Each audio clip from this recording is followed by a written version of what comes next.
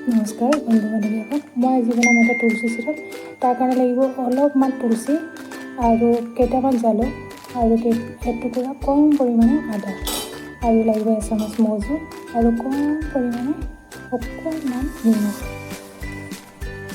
এতিয়া মই আদা আৰু জালুককেইটা ভালদৰে পিচি ল'ম। এয়া আদা আৰু জালুকখিনি পিচি ল'লোঁ আৰু তুলসী পাতকেইটাও এনেদৰে কমকৈ থেতেলিয়াই ল'লোঁ। এতিয়া মই এটা চচপেনত এগিলাচ পানী দি ল'লোঁ আৰু পিচি লোৱা আদা জালুক তুলসী পাতকেইটা দি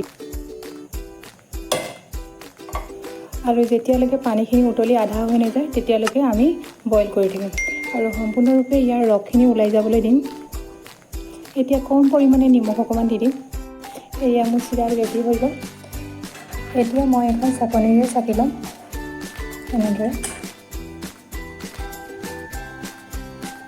আৰু মই ইয়াত দি দিছোঁ 1 চামুচ মৌজোল। এনেদৰে ভালদৰে মিলি ল'ম। আপোনালোকে বেছি বনালে ইনগ্ৰিডিয়েণ্টখিনি বেছিও দিব পাৰে। মই অকল 2জন মানুহৰ কাৰণে বনাইছোঁ, সেইকাৰণে কম ইনগ্ৰিডিয়েণ্ট বনাইছোঁ আৰু 1 গিলাচ পানী এয়া চাই লৈছোঁ। আমাৰ এই গৰম ছিজনত সচৰাচৰ কিছুমান বেমাৰ হৈ থাকে, যেনেকৈ জ্বৰ, চৰ্দি, কাহ আৰু গাৰ বিষ হয়। এনেকৈ যদি বনাই খাই বহুতখিনি উপশম পায় আৰু আমি খাওঁ এনেকৈ সদায় বনাই। আপোনালোকক খাই চাবচোন। যদি ভিডিঅ'টো ভাল লাগে লাইক কৰিব, ছাবস্ক্ৰাইব কৰিব।